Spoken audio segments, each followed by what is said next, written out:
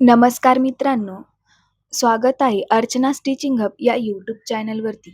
आज आपण शिकणार आहोत इकॉनॉमिक्सचे सर्व प्रकार म्हणजेच ऑल टाइप्स ऑफ इकॉनॉमिक्स, जे प्रत्येक विद्यार्थी, स्पर्धा परीक्षेचा अभ्यास करणारा किंवा अर्थशास्त्रात रुची असलेला व्यक्ती जाणून घ्यायला हवाय.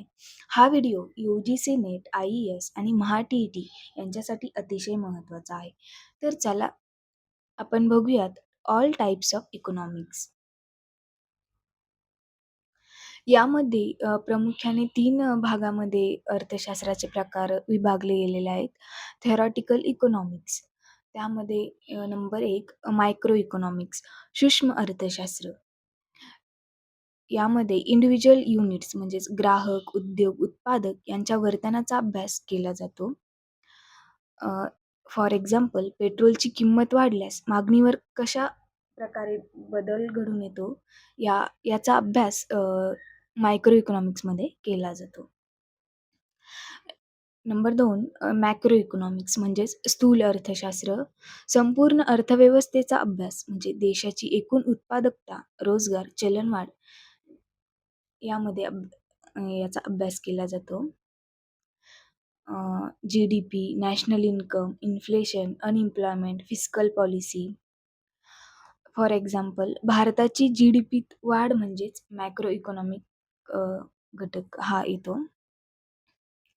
नंबर 3 इंटरनॅशनल इकॉनॉमिक्स म्हणजेच आंतरराष्ट्रीय अर्थशास्त्र.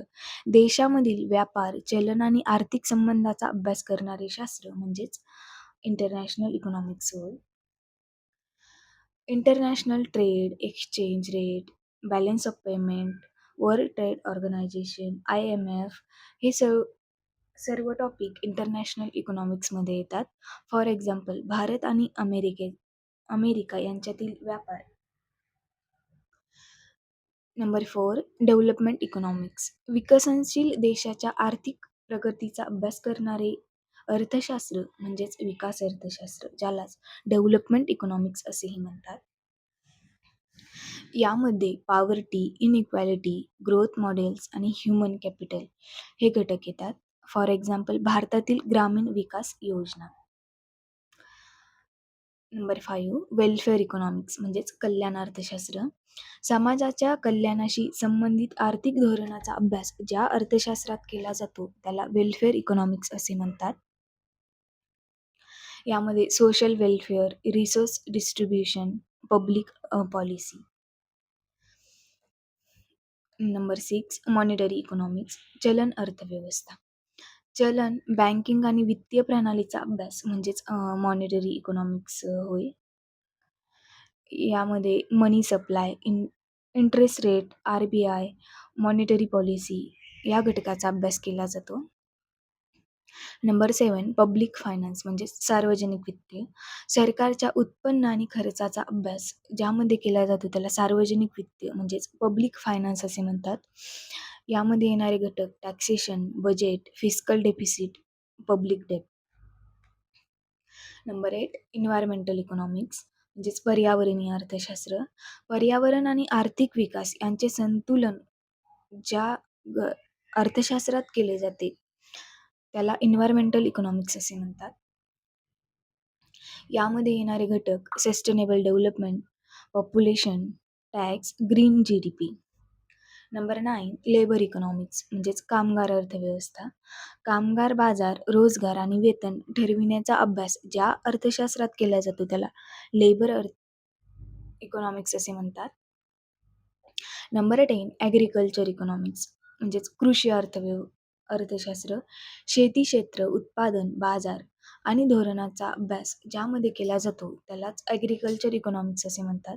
यामध्ये येणारे घटक farm productivity, MSP, irrigation, agriculture policy इत्यादी. यानंतर अप्लाइड अँड प्रॅक्टिकल इकॉनॉमिक्स म्हणजे प्रायोगिक अर्थशास्त्र आपण बघूयात. त्यामध्ये नंबर 1 बिझनेस इकॉनॉमिक्स म्हणजेच व्यावसायिक अर्थशास्त्र. व्यावसायिक निर्णयासाठी वापरले जाणारे अर्थशास्त्र म्हणजेच बिझनेस इकॉनॉमिक्स होय. यामध्ये येणारे घटक cost analysis, pricing, demand forecasting, profit planning. Number 2 managerial economics म्हणजेच व्यवस्थापन अर्थशास्त्र. व्यवस्थापन निर्णयामध्ये अर्थशास्त्रीय तत्वाचा उपयोग कशा पद्धतीने केला जातो हे व्यवस्थापन अर्थशास्त्रामध्ये याचा अभ्यास केला जातो. फॉर एक्झाम्पल उत्पादन किती ठेवावे, किंमत किती ठेवावी, या सर्व गोष्टीचा अभ्यास यामध्ये येतो. नंबर 3 इकॉनॉमेट्रिक्स म्हणजेच आर्थिक गणितशास्त्र.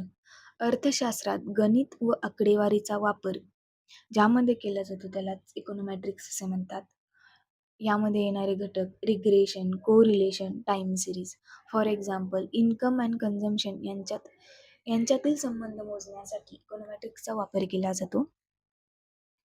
नंबर 4 इंडस्ट्रियल इकॉनॉमिक्स म्हणजेच औद्योगिक अर्थशास्त्र.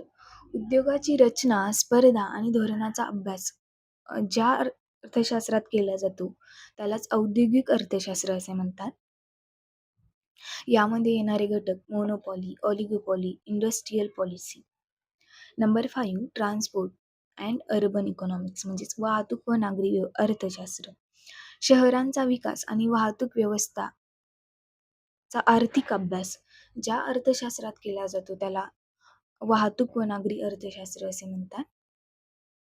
नंबर 6 हेल्थ इकॉनॉमिक्स म्हणजेच आरोग्य अर्थशास्त्र. आरोग्य सेवांसाठी खर्च, विमा आणि सार्वजनिक आरोग्य धोरण याचा अभ्यास केला जातो त्याला आरोग्य अर्थशास्त्र असे म्हणतात. नंबर 7 एज्युकेशन इकॉनॉमिक्स म्हणजे शिक्षण अर्थशास्त्र. शिक्षण क्षेत्राचा आर्थिक अभ्यास ज्यामध्ये केला जातो त्याला शिक्षण अर्थशास्त्र असे म्हणतात.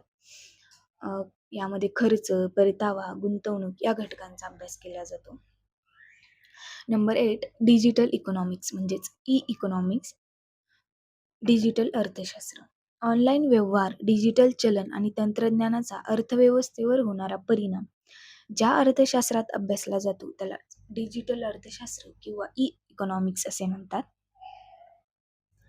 आता यानंतर आपण ॲनालिटिकल अँड मॉडर्न ब्रांचेस म्हणजेच आधुनिक व विश्लेषणात्मक शाखा बघूया. नंबर 1 स्टॅटिक इकॉनॉमिक्स म्हणजे स्थिर अर्थशास्त्र. वेळ न बदलता सर्व घटक स्थिर ठेवून अभ्यास करणे त्याला स्टॅटिक इकॉनॉमिक्स असे म्हणतात. नंबर 2 डायनामिक इकॉनॉमिक्स म्हणजेच गतिशील अर्थशास्त्र. काळानुसार बदल विचारात घेऊन अभ्यास करणे त्यालाच डायनामिक इकॉनॉमिक्स असे म्हणतात. नंबर 3 पॉझिटिव्ह इकॉनॉमिक्स म्हणजे सकारात्मक इकॉनॉमिक्स. काय आहे याचा अभ्यास म्हणजे फॅक्ट बेस्ड ॲनालिसिस ज्यामध्ये केले जाते त्याला पॉझिटिव्ह इकॉनॉमिक्स असे म्हणतात. नंबर 4 नॉर्मॅटिव्ह इकॉनॉमिक्स म्हणजे नैतिक अर्थशास्त्र. काय असावे यावर विचार करणारे अर्थशास्त्र म्हणजेच व्हॅल्यू बेस्ड ॲनालिसिस त्यालाच आपण नॉर्मॅटिव्ह इकॉनॉमिक्स किंवा नैतिक अर्थशास्त्र असे म्हणतो. नंबर 5 बिहेवियरल इकॉनॉमिक्स म्हणजे वर्तनात्मक अर्थशास्त्र. मानवी मानसशास्त्र आणि आर्थिक निर्णयाचा संबंध जोडणे ज्या अर्थशास्त्रात अभ्यास केला जातो त्यालाच वर्तनात्मक अर्थशास्त्र असे म्हणतात. फॉर एक्झाम्पल लोक बचत का करतात किंवा का खर्च वाढवतात याचा अभ्यास बिहेवियरल इकॉनॉमिक्समध्ये केला जातो. नंबर 6 इन्स्टिट्यूशनल इकॉनॉमिक्स म्हणजे संस्थात्मक अर्थशास्त्र. संस्था, कायदे आणि समाज यांचा आर्थिक क्रियावर होणारा परिणाम ज्या अर्थशास्त्रात केला जातो त्याला संस्थात्मक किंवा इन्स्टिट्यूशनल इकॉनॉमिक्स असे म्हणतात.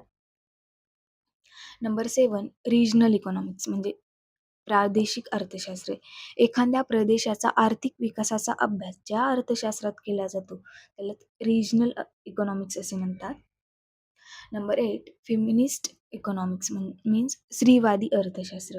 अर्थव्यवस्थेत महिलांची भूमिकेचा अभ्यास ज्या अर्थशास्त्रात केला जातो त्यालाच फेमिनिस्ट इकॉनॉमिक्स किंवा स्त्रीवादी अर्थशास्त्र असे म्हणतात.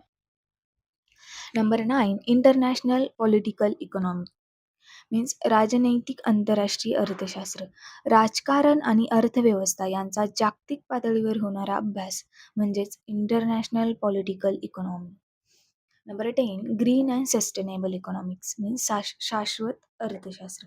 पर्यावरण स्नेही विकास आणि संसाधनाचे संसाधनाचे संतुलन ज्या अर्थशास्त्रात अभ्यासले जाते त्यालाच आपण ग्रीन अँड सस्टेनेबल इकॉनॉमिक्स असे म्हणतो.